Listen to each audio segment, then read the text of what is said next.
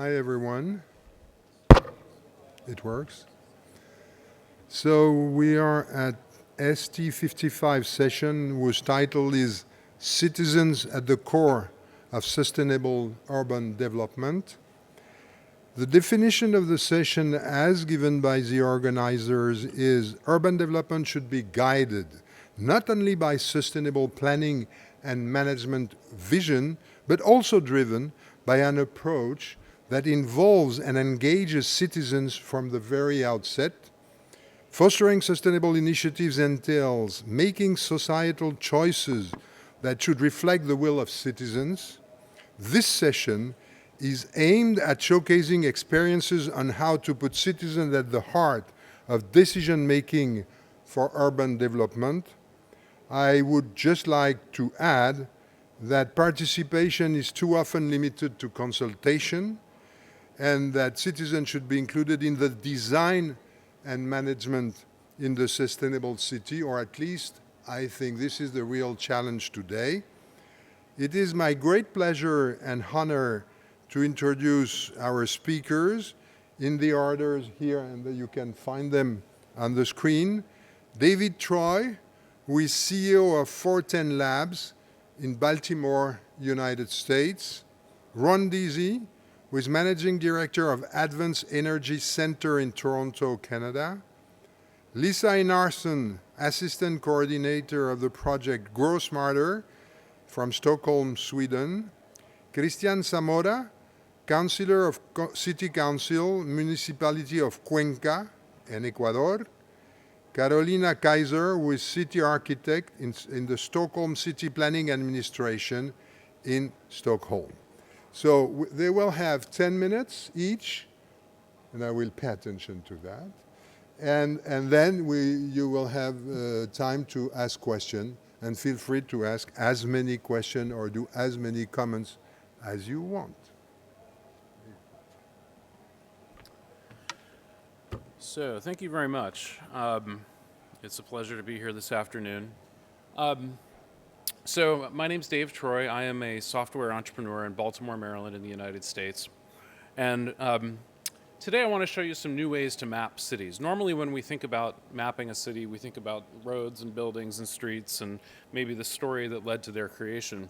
But today what I want to show you is a map of people.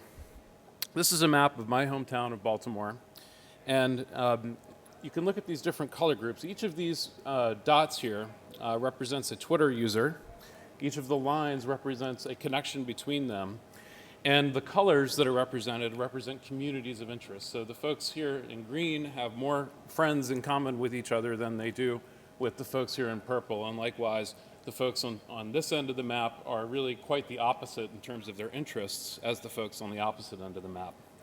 Now, I'm kind of a geek, so I'm down here on right about where the second E in geek is. And you can see that based on this, my interests are not so much in, say, hip-hop music and African-American culture and, hip-hop clubs. And in a city like Baltimore, that's kind of a problem because you may have heard that we've had some riots and things like that. And a lot of that is based on racial segregation that is born out of these very separate communities that exist in the city.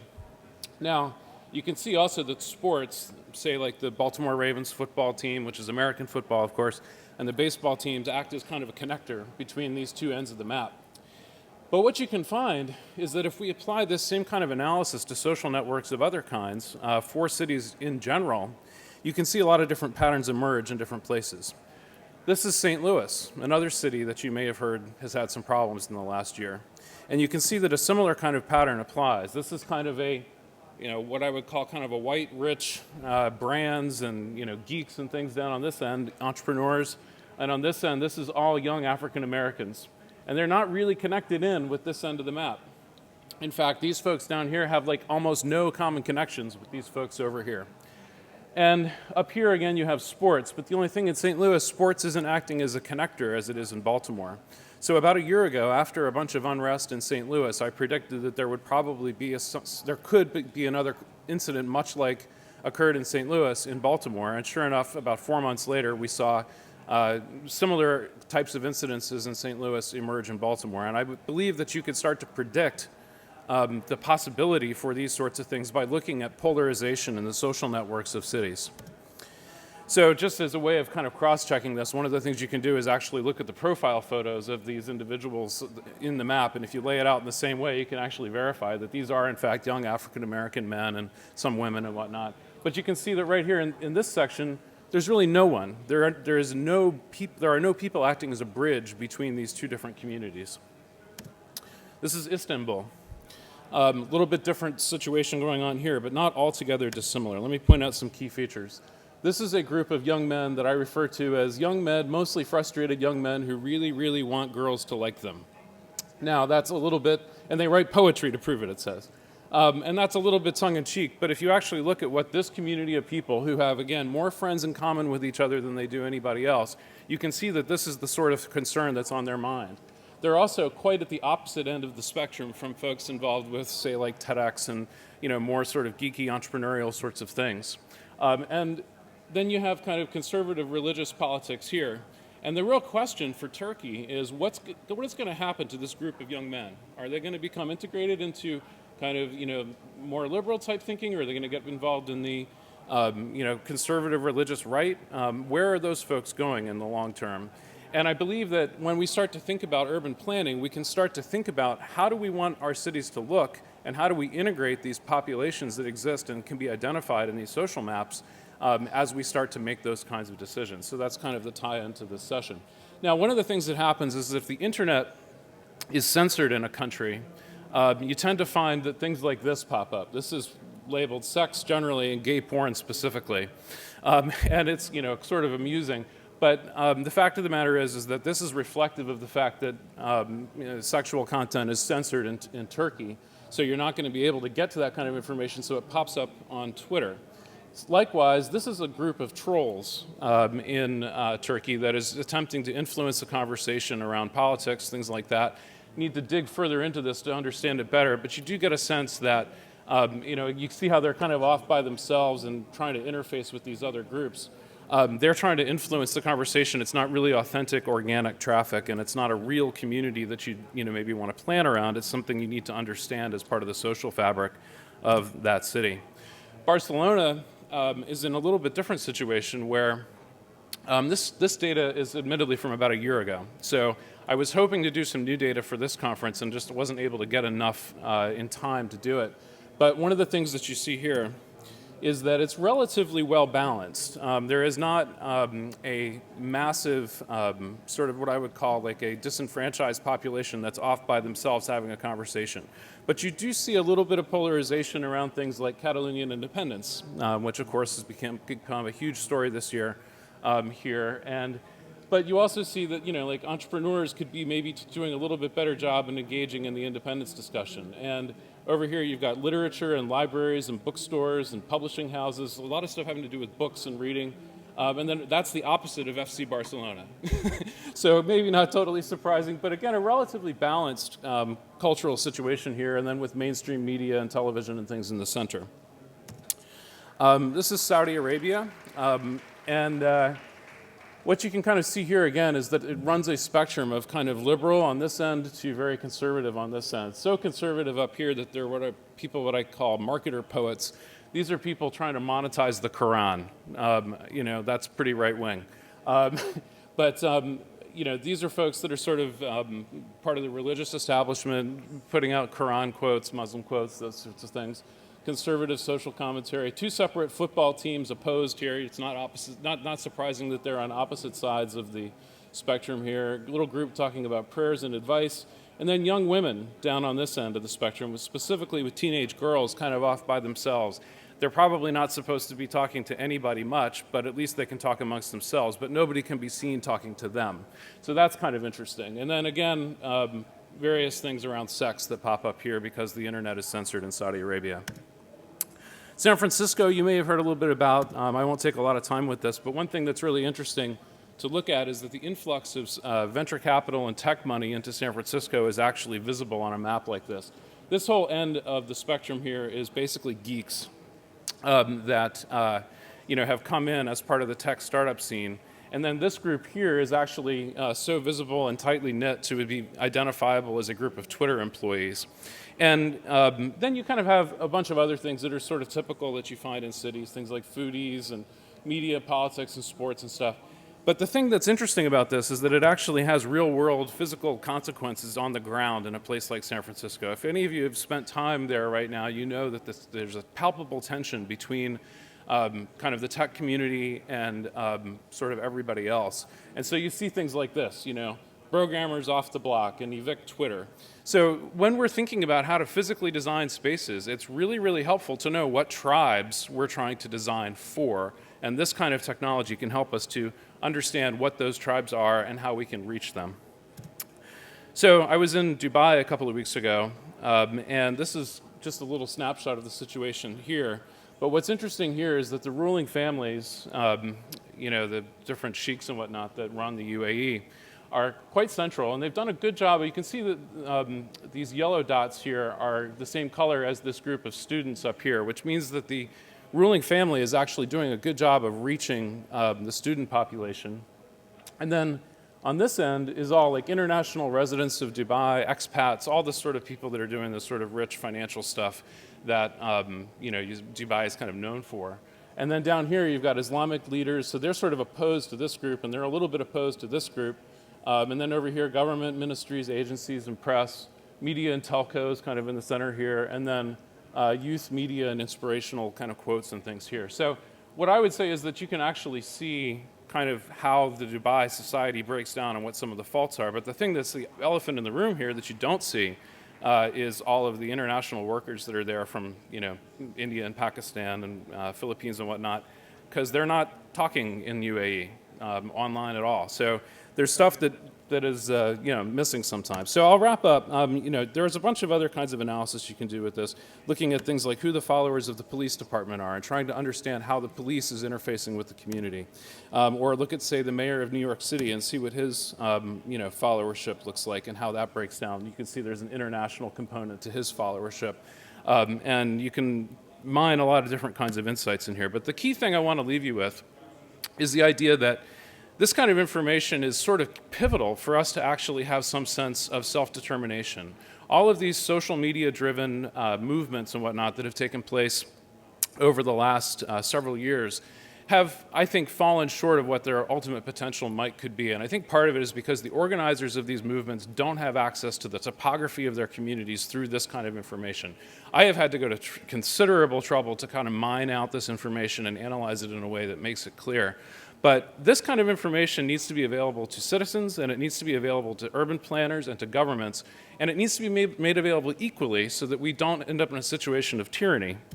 If you think about, you know, we should be able to get some of this kind of information from Facebook, but as of a few months ago, it's no longer possible. Likewise, we should be able to get information from LinkedIn, and as of a few months ago, it's no longer possible. And there's more to that story, and we're having conversations with LinkedIn and Facebook on how to get that solved. But it's a serious issue, and I implore all of you to get involved in this conversation and to think about ways that you can use this kind of information in making a difference in your respective cities. Because if we don't do that, we're going to have situations like this, like in Turkey, where this kind of data is being silenced and censored, and that's not going to be helpful as we try to understand and build our societies for the future. So thank you. I appreciate the time. Sorry I went a little over.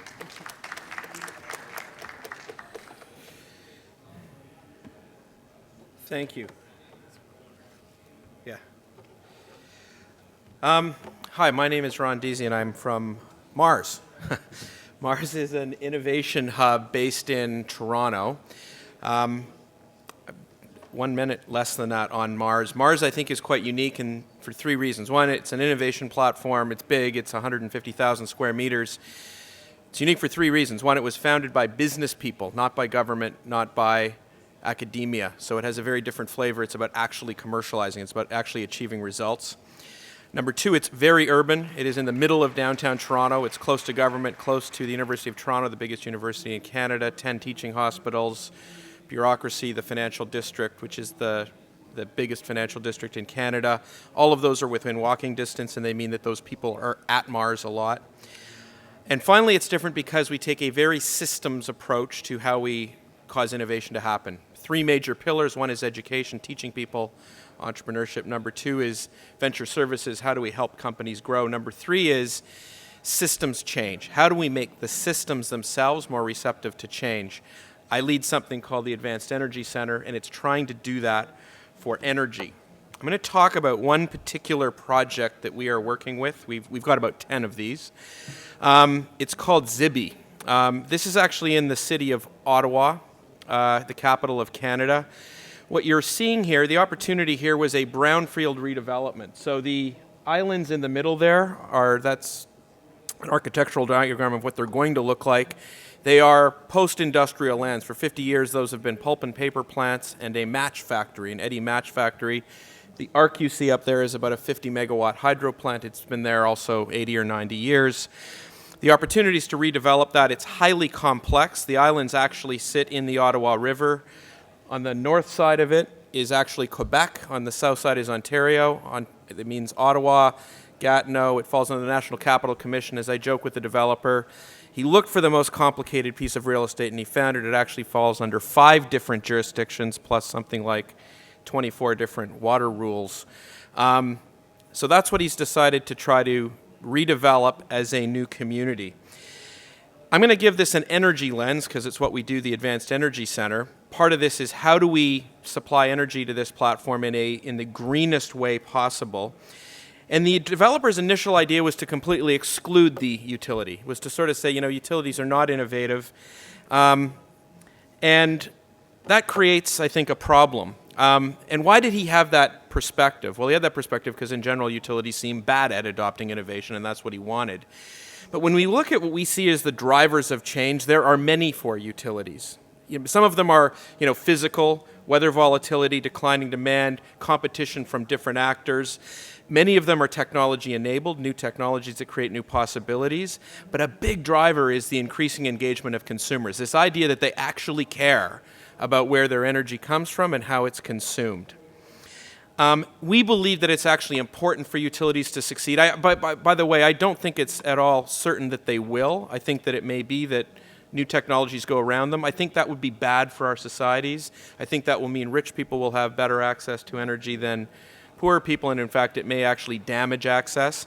And so one of our roles is to try to figure out how do we help utilities be a bit more innovative in how they approach these things. One of the questions we ask is, why doesn't innovation happen faster in the sector? This is a word art that sort of summarizes the results. And it's interesting for 2 reasons. One is we did the study. No one said, actually, we do pretty well. So no utility executive, nobody in the regulatory part of the sector, nobody in government, nobody thought we were doing a good job of this. The other fascinating thing about this chart, this again is the answers to that question, none of them have anything to do with technology. They're all about people and how the people in the system interact in the system. And so it's a big lesson for us, and what we're trying to do is figure out how do we make the system work better. We put this map up and sort of say there's a bunch of actors in this system who are important. One is government. The challenge with government is it tends to want to do announceables. It tends to want to go right to the answer instead of creating an enabling environment. That's what we think government should do. Utilities, because they're incented to simply invest in capital, are pretty good at doing that, but they're not very good about thinking about new ways to do it. It should come as no surprise they're not innovative. There is zero incentive for them to actually be innovative in virtually every system there is out there. Regulators, they need to draw lines around the monopoly. Developers, they need to engage with utilities from the beginning, and this is the lesson we'll show you from Zibi. And then innovators need to partner to create whole solutions and not part solutions, which is what they've traditionally done. The model that we're driving for systems change then says if you want a system to change, you must change it in 3 vectors, more or less at the same time. It's a simple idea, it's hard to do. So the 3 vectors are policy, solutions, and capacity in the market. Get the policy right, but it can only be where solutions exist and they're adoptable, and you actually have to think about capacity in the system. When we go back and we think about the failures we've had in attempts to try new technologies, there's a couple standard ones. One is government implements policy but doesn't actually bother to figure out are the solutions actually available and cost effective, and does the system have the capacity to adopt? That's a failure in the systems change. The other obvious one is when utilities do pilots, the pilot-itis problem, we do a pilot, but we didn't bother to figure out if we need the policy changes and the market capacity changes at the same time. And so you go to places like Distributech and European Utility Week, and you get lots of pilots that never actually turn into anything. We believe adoption is what matters. So back to Zibi and what we're trying to do there. Zibi is going to follow what they call the One Planet objective. So it's got sort of 10 different pillars or 10 different petals to the flower. It's about low energy. It's about low water. It's about you're not allowed to live there unless you're happy, I understand. It's about close to access to food. It's about live-work balance. And the question is, how do we engage the utility in actually being part of that solution? The initial stages of this, there was actually 900 meetings with the community to say, what do you want this community to look and feel like?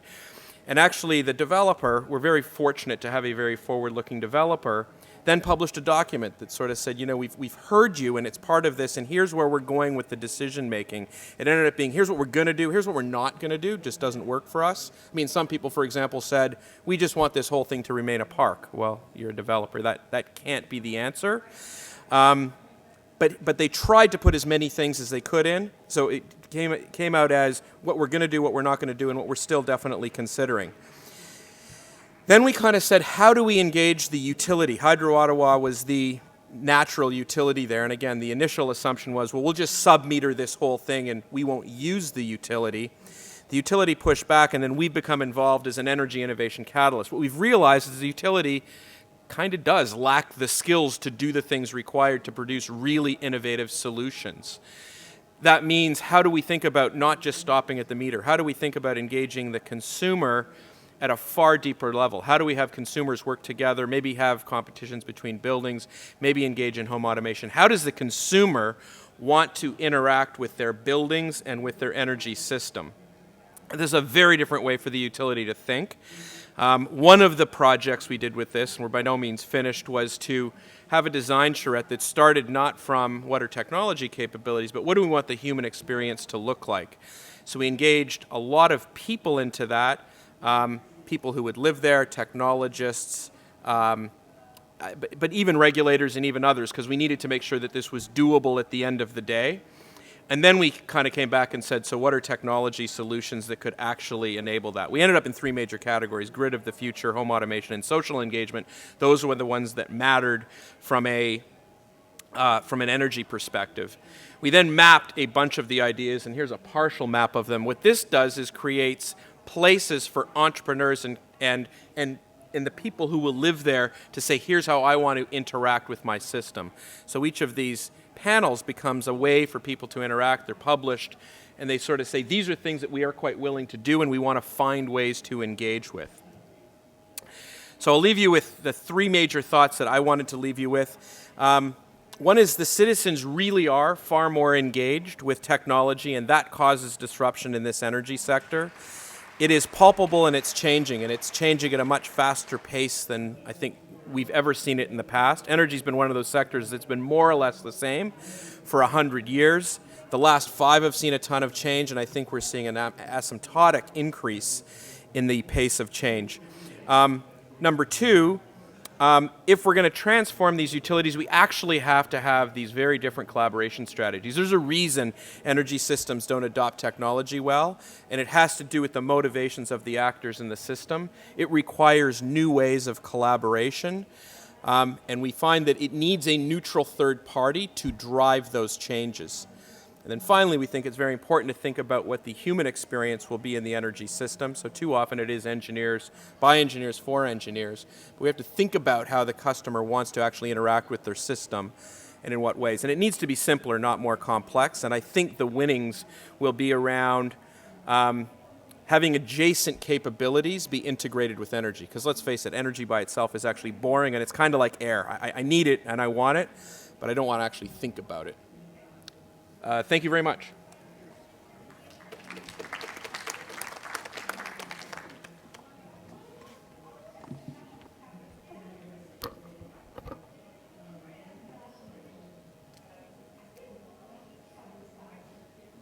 Oops, security. Okay, So my name is Lisa Enarsson, and I'm the assistant coordinator of the project GrowSmarter, which is led by the city of Stockholm. And we're working together with 2 other cities. So Stockholm, Cologne, and Barcelona are the lighthouse cities in this EU project, which is going to be, it's funded by EU, and it's going to be a 5-year project, and we started this year. And the whole idea in this project is bringing together industry together with cities to find smart, sustainable solutions to solve the challenges that we are having in cities. Because we think cities face about the same challenges. For instance, the climate change. In the city of Stockholm, we have a decision now from our politicians that we have to be fossil fuel free for 2040. And that's really a challenge, and that's what our 12 solutions are meant to be helping us to reach that target. And the 12 smart solutions are aiming on economic, social, and also environmental targets. We want to save resources by cost-efficient solutions and increase economic growth. And we want to improve quality of life and create 1,500 jobs around Europe. So that's really a challenge to make these industrial partners to be a success with the smart solutions, so they can also have more employed people. We also want to reduce energy usage by 60% and cut greenhouse gas emissions from transport by 60%. And the 12 smart solutions are divided in 3 different parts. It's the low energy districts and infrastructure and urban mobility. And the low energy district is the most important part is the efficient and smart climate shell refurbishment. You can see the letters behind it, which city is going to implement the different solutions. So in this first smart solution, it's both Stockholm, Cologne, and Barcelona. And that's really one of the most important parts. If we're going to reach the fossil fuel-free city, we need to refurbish lots of buildings around the world in a very efficient way, and also reaching very low energy usage in these buildings. And there is also where the tenants are engaged in this process, and right now in all 3 cities agreements are on their way between the tenants, and we are also going to be engaging them in how to do what different solutions they need to be more energy efficient. During the refurbishment process, we are also going to have a logistics center where all the goods for the refurbishment will come in. For instance, they can come by train, so we'll have a low carbon transportation to the site. But then from the logistics center, it will be driven out with alternatively fueled heavy vehicles with the goods. So it won't be the big lorries going out to the sites. It will be smaller lorries. And then we have the smart energy tenants through information. In each of these cities, there will be smart building, residential building, where the tenants will have apps and so on, so they can do their own choices and lower their energy use even more, and also do other choices by using the car sharing club or whatever it could be. We'll also of course, have smart local production of electricity by PV, and also integration with the grid. And the electricity will also be will come to a battery, so we'll be able to use it in the future as well. And in the integrated infrastructure, we have a smart solution with smart lighting, the lighting will be dimmed, and in that way you will reduce energy use with 50%. And then when somebody comes, the light will be full again. So you will always have full light when you're there, but when there's nobody there, the light will be dimmed. So in that way you'll reduce a lot of energy use. We have waste heat integration, where we have the energy company which will use waste heat from supermarkets and data centers. We have also smart waste collecting, where the organic waste will be biogas, and we'll also use the burnt waste, so we will have electricity. And then we have the eighth smart solution, which is the big data protocol, where we'll save energy and improve quality of life by collecting data, and as we saw from the previous presentation, being able to take a lot of decisions which are much smarter for the future. And we have actually IBM here in the audience, which are going to do that in Stockholm. And then we have the sustainable delivery, where when you order something from the internet, you get a package, and instead of going by car to get it, you will have it delivered to your house by a bicycle.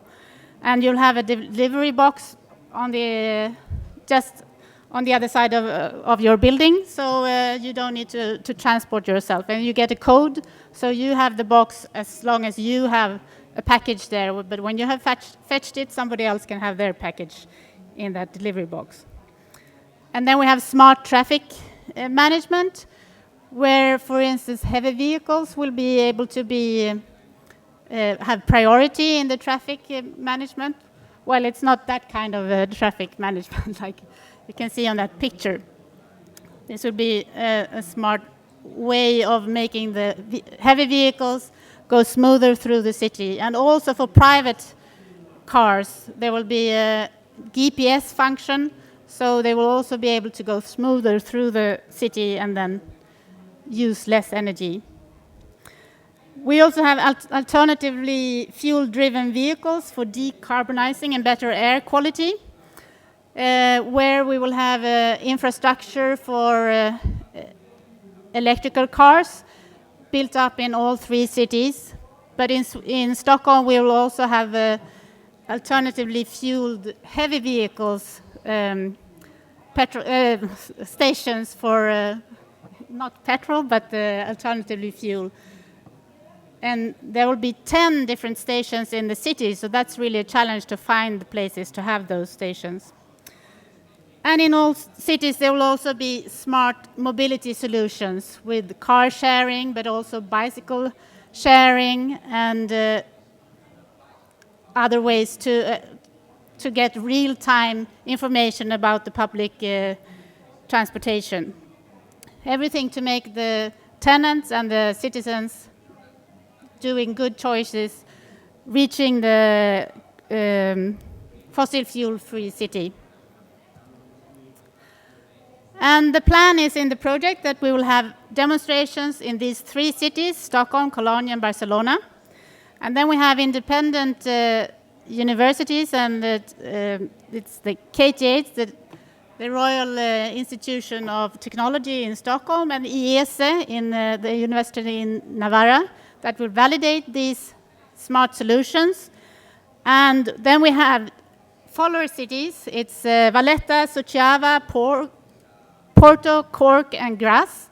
And they have already committed that they will do some of these smart solutions, because all these solutions have already been tested in different areas. And now they're quite close to the market. So we want them to be rolled out in other cities. And these are the first follower cities, but we also want to find take-up cities. And maybe there are some cities here who want to join the project. Yep. So you can get involved in this project by joining our city interest group and become a take-up city, or you can also take part in our European workshops, meet our industrial partners, sign up for our latest updates, and find out about the smart solutions by visiting our website, of course. But you can also participate in our Building Sustainability World Green Building Conference 2016 in October in Stockholm. So you're welcome to join us. And that was what I was going to tell you. And here are all our partners. We're 37 partners in the project. And as I said, it's going to be ready in 2020. Thank you.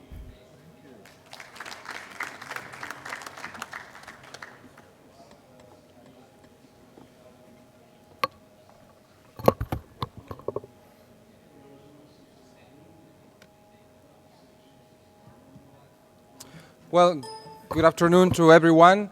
My name is Cristian Zamora. Before I am currently part of the legislative body of Cuenca, which is located in Ecuador, South America. I am an entrepreneur and a university professor as well.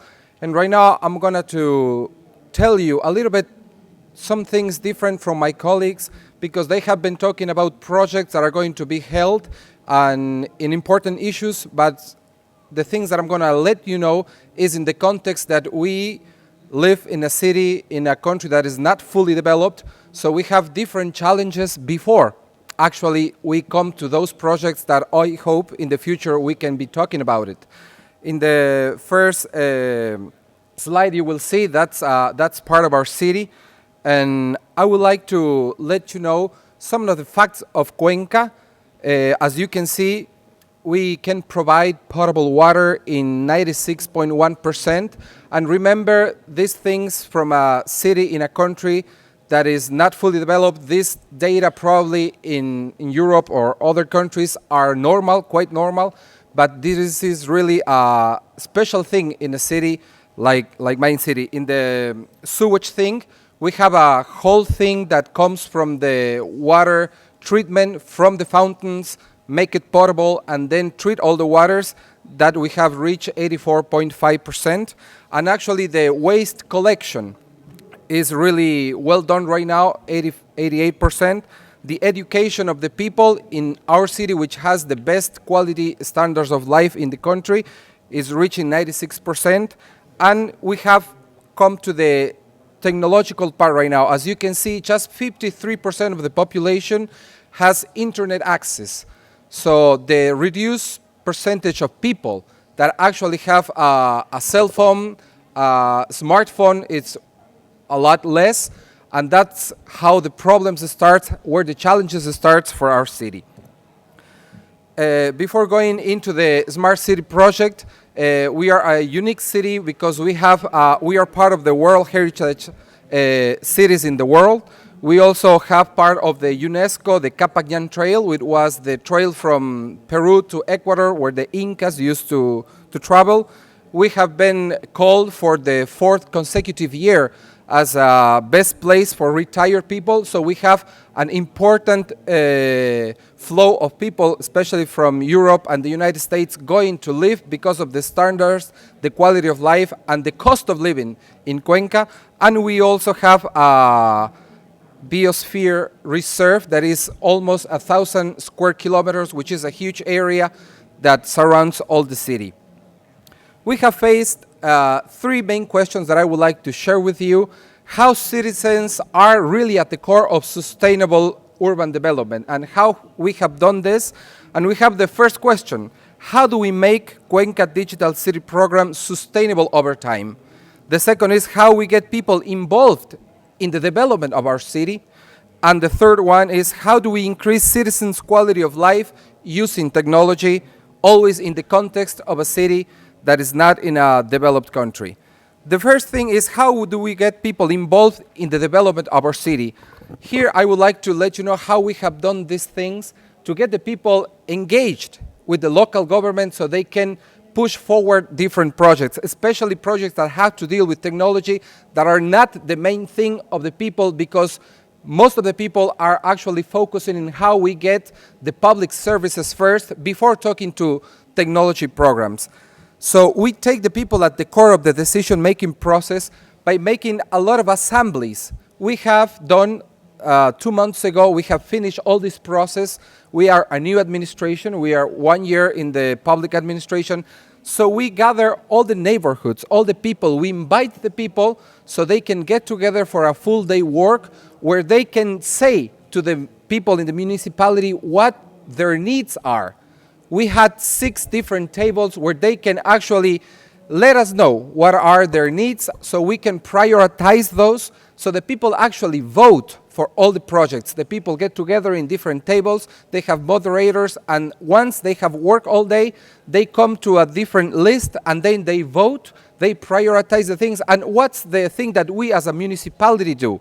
We are committed to put that in the POA, which is the annual program to make those projects operative, so make them reality. And actually at the end of the year, actually in 3 weeks for our case, we are going to approve the budget of the city.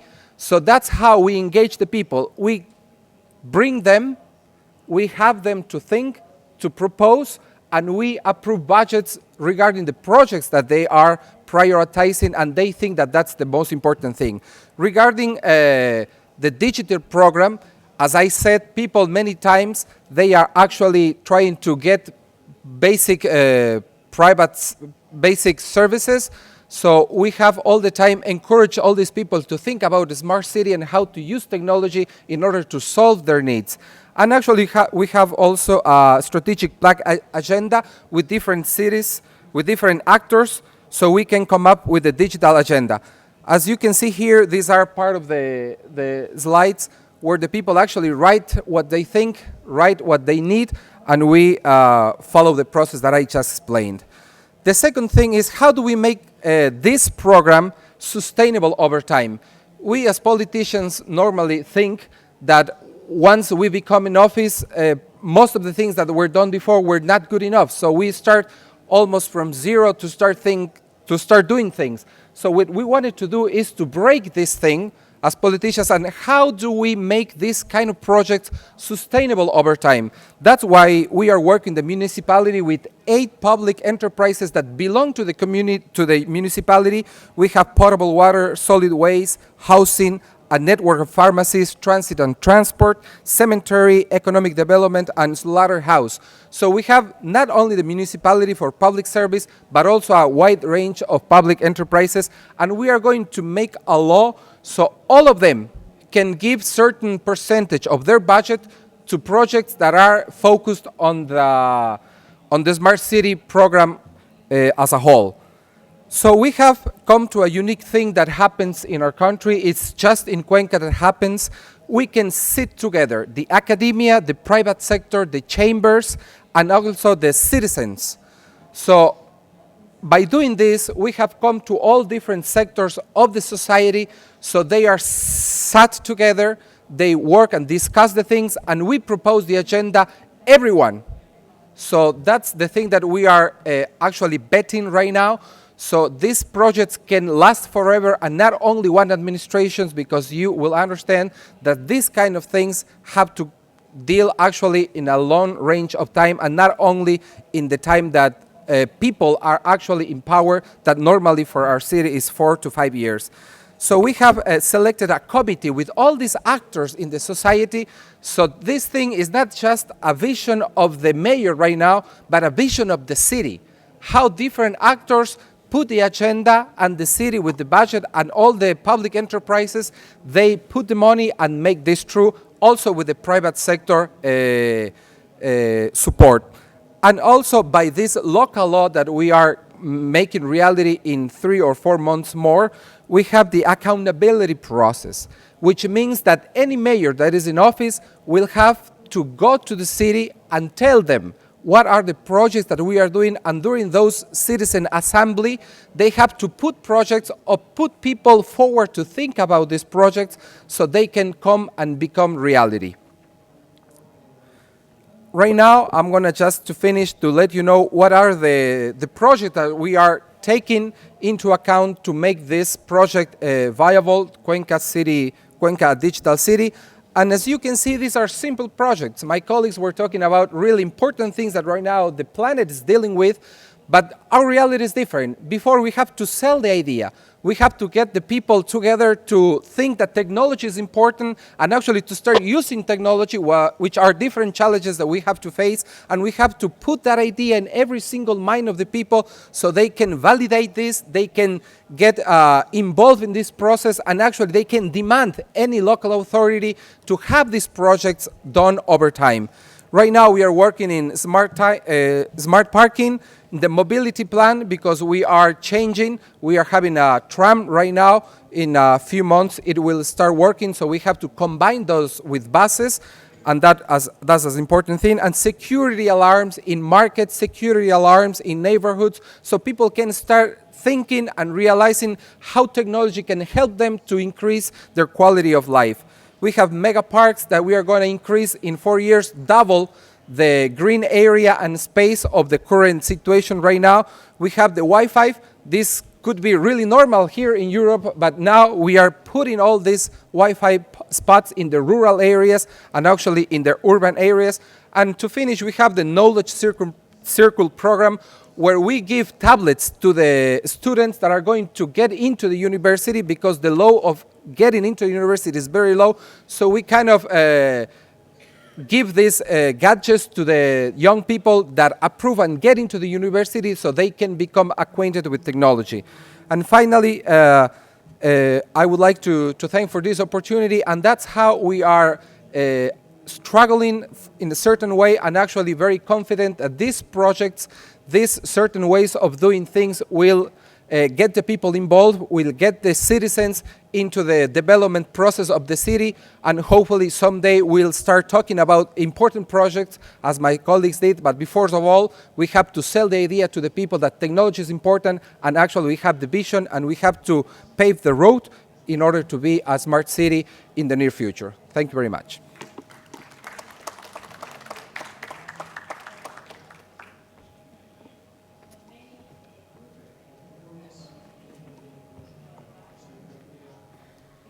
So my name is Carolina Kaiser, and I'm the city architect of Stockholm. I'm very happy to be here, and I think we have a lot to learn from each other. I'm very inspired by your presentations. I'm going to take you back to Stockholm to present some of the things that we're working with currently, and of course our project on dialogue. So Stockholm is one of the fastest growing cities in Europe. We're growing at a speed 6 times faster than London or Paris. We are situated on islands in the archipelago of the Baltic Sea, and Stockholm County hosts 2 million inhabitants, Stockholm City nearly 1 million. We are growing, so we need 140,000 new homes, and we are planning to achieve that to the year 2030, which is in very short time. We are planning for 40,000 new dwellings until the year of 2020. This entails many challenges to meet the goal of being a long-term, sustainably growing city, built with the people's needs at focus. So our first concern in Stockholm is to reconnect the city to itself. Not only that we are physically built on islands, but that our suburbs are actually built as islands, and that we have built boundaries from ourselves to ourselves. And this we have to try to deal with immediately. The Stockholm identity, as we know it, is changing. Today we're moving fast forward, and we have 16,000 new Stockholmers moving in every year. 1/3 of these are our own children, the ones already living in Stockholm. 1/3 are Swedes from other cities moving to our, or from the country moving into our city. 1/3 are moving into our city from other parts of the world. And today, as you all know, we have a crisis, and we have actually an additional of 160 people moving in to Stockholm, or arriving to Stockholm every day. And 60 of them are under the age of 14. So we are actually really on focus on these questions, all of us today. We're changing into a multicultural hub of early adapters, reading it in a very positive sense. So we are increasing our city with a whole new city of Malmö, like a neighborly city in Sweden, not by urban sprawl, of course, but by densifying the city in all parts. And how to do this is something we're actually dealing with in all discussions in Stockholm today. In 2010, Stockholm became the first European green capital, and this was because of Stockholm's long-term environmental initiatives. And they have resulted in a 25% reduction in carbon emissions since 1990. The goal for us is, as you heard, 2040, you said. It's the new goal is 2040. It was difficult enough when we had 2050 to be completely fossil fuel free, and now you've heard how that's going to be accomplished. The city's control system, which ensures that quality environmental concerns are taken into consideration in all of the city's operations. So we have a change of mindset in Stockholm. Environmental policies are today fully integrated in all city development at all levels. And we state 4 sustainability principles that actually are the portal for every decision taken in Stockholm today.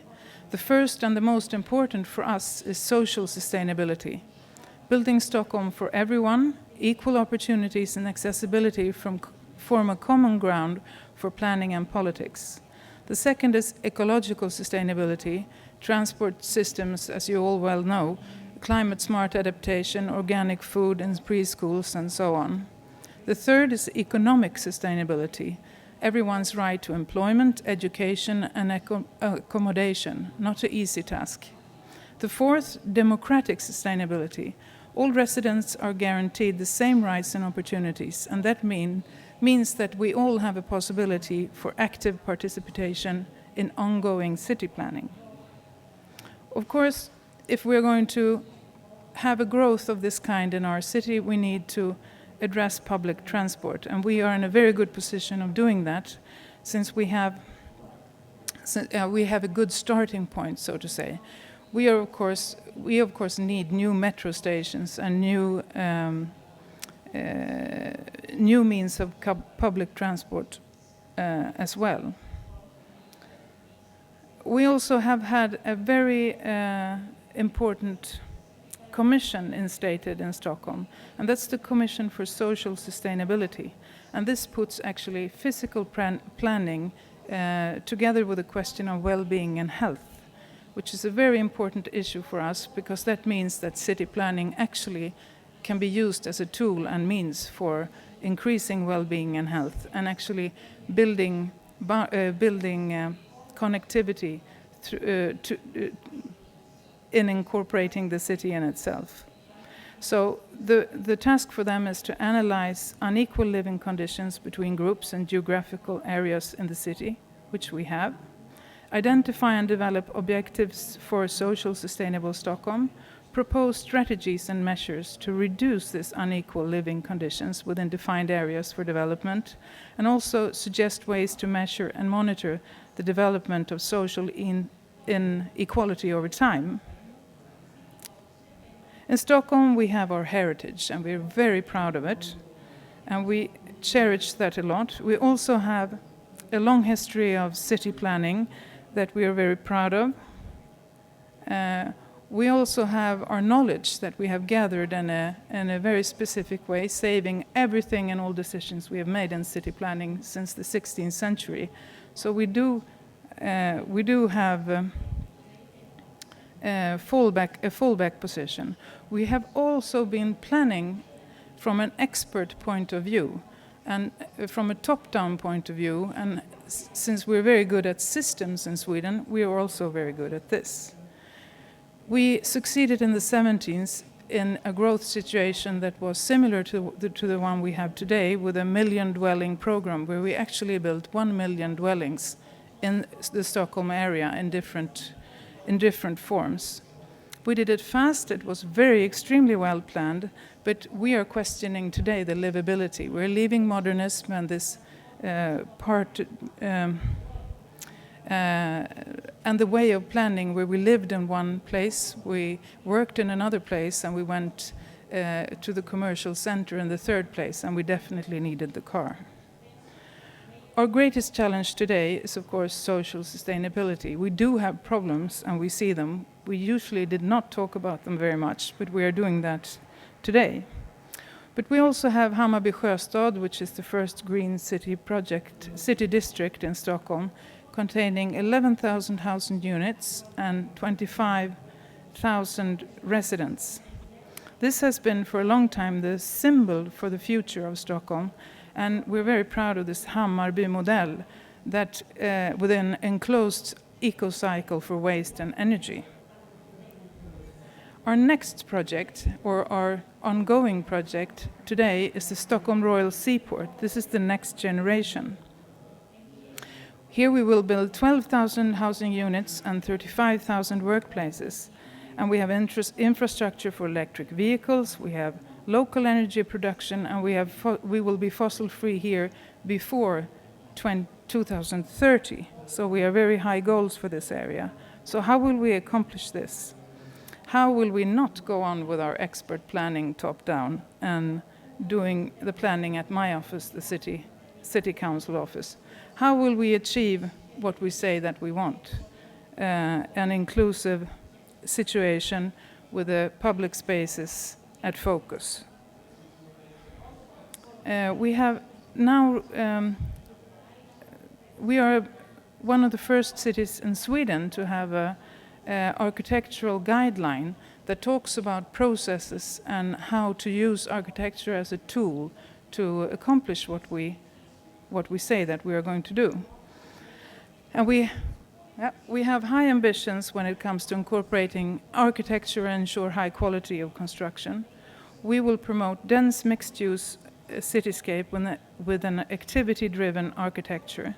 And Stockholm sees an increased competition and dialogue on new projects early in the process as a prerequisite for achieving the city's goal of increased quality in the built environment.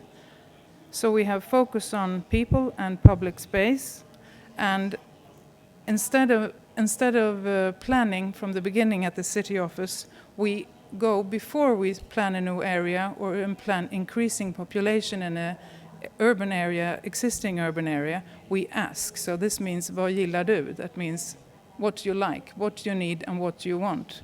And we have seen during the years that using this ladder of participation, we actually get new information and knowledge about these areas that we didn't have before, that's absolutely needed today to be able to plan a new situation.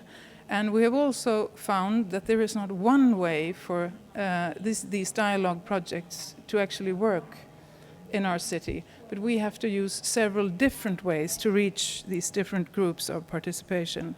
And we're also moving out, so we're not inviting people to, of course we are, inviting people to the city office, but we're also moving out into our new areas with our high technology and accessibility to these questions, so we actually can meet people where they live and listen to the questions where they are.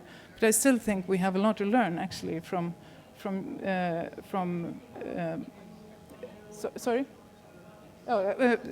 you, having your systems of actually actively involving people in presenting solutions for the city. So I was very happy to hear about that.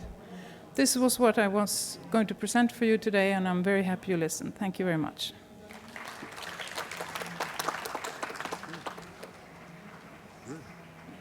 There are some. Yeah. So it's time to let you ask questions. Is there a mic going along? Yeah. Okay, there is a mic over there. Please, could you go there? There is a mic on your right-hand side place. Thank you. So if you can tell us who you are very briefly and say to whom you address the question. I want to read. Please go. Okay, I would like to ask if they can put on the light. I just wrote few. No, it's better not to. We have exactly 8 minutes. If you have something to read, we have a problem. So if you could just be brief, please. Okay, I think that only maybe 1.5 of the people that present their lectures, I think they answer the question of how citizens are involved in city planning or sustainability. The others were talking from top down, and I think they missed the main point of this session. I have a question maybe to each of you. First to Troy. Your map shows... Let's take for two people, if you don't mind, because we want other people to ask questions. Okay. Excuse me. Okay.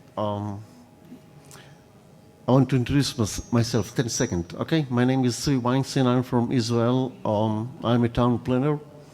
I'm working with disadvantaged neighborhoods, and I'm doing a lot of citizen participation bottom up and not top down. Can you put the light? No lights. Okay. Most of your maps shows like island of areas, and you didn't explain enough what is the connection between them, or how these islands are connected to the city development. Yeah, I can address that briefly. So the maps that I showed are not geographic maps specifically. What they are is they're maps of communities of interest within the city based on relationships. The layouts that you see there, the two-dimensional layouts, are determined by relationships between the people in those groups. So the more tightly related they are, the closer they are together. And if they are not related at all, they're far apart from each other. Okay, question to what's Dizy? Can you explain who are your citizens? Because you talk about different levels of government, and who are they? I mean, So the citizens were the people who live in the community. One of the interesting things about it is because Ottawa is a relatively small city, 500,000 people, this development, which will be 4 million square feet, will be built over 10 years.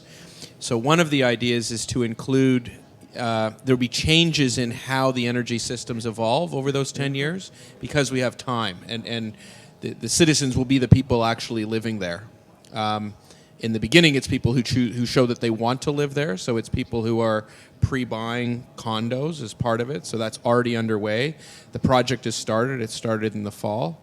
But that will be an evolving group of the people who actually are living there. Mm-hmm.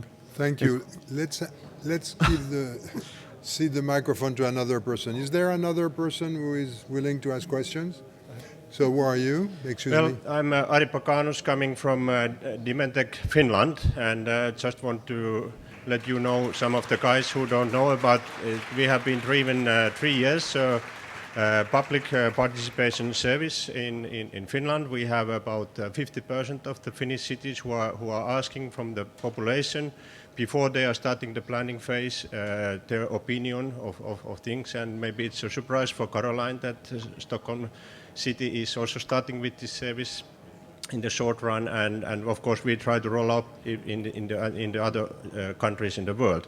What is the beauty here is that it doesn't block the public hearings and this type of meetings. This is add-on service via internet, via SaaS service, and it gives excellent results. And as I said, that if you are a planning architect, one of the best comments what I have heard from one of the biggest cities in Finland was that the lady who was in charge of the planning a new area, 90% of the feedback what she got, she already know. But this 10% which he got, he didn't know, and she didn't know, and that was the excellent time. Thank you. Thank you. Yeah. Another person? Yeah, my name is Iñaki, and we work here in Barcelona on city planning as well. But my question was a bit, on the plenary session before, they said something very interesting, in my opinion, regarding that every single large business has put the back office at the citizen. We plan our own trips, we plan our banking and so on. When do you expect that to happen on planning? Because at some point, it seems that the citizens are going to create everything. So, In general, yeah. Can you take the question again? What I see is that with citizen collaboration, so to speak, the citizen gets the back office of a lot of businesses and a lot of processes. When do you think that could happen in planning? could you be more explicit? What do you mean by, in this case, by citizens get the back office? Citizens designing the planning, for instance, citizens against of Stockholm designing the buildings rather than being an architect, or citizens deciding and almost doing where the roads should walk. So you want them to move further up in the process? Yes, I mean, because we've seen that happening in, for instance, one of the largest telecom carriers, which is WhatsApp, doesn't have any infrastructure, for instance. Everything is somehow done by the citizen. They are on top. And whenever we plan our holidays, it is us who do the planning via the internet rather than having the rest. So you want, if I understand, But you're not really doing the infrastructure because the infrastructure is already there. yes. For the Yeah, planning, but when is the citizen going to climb up that ladder? I don't know if that is what we are looking for. I think the citizens should be the experts with a lot of advice, but I think we need also the experts to do the planning. And I think from our project aspect, we are looking, with the data we're collecting, we're looking at how are people in the city moving. And they don't need to put a lot of effort in telling that because we have our devices so we can follow and see where everybody's moving. And from that aspect, we can take decisions in the city about where should where are the pedestrians and the biking people moving. And here is where we should have a biking lane and a pedestrian path. if I may try to pursue with this question, you just mentioned biking lanes. I've interviewed a guy in New York who helped people design actual biking lanes. So the municipality was not designing and the people saying yes or no. People were designing with images and satellite images and so on. Do you have this or do you consider this? Excuse me, I'm trying to pursue, if I understand it well, your idea. Well, I actually think it's a very interesting question, and we are definitely not there yet in Stockholm that the citizens are designing the city by their own. But we do have a problem with planning taking too long time, and the participation of the citizens could make that time span much shorter. And that could be done in a way that you very clearly state what should the municipality decide and what can be decided by the citizens.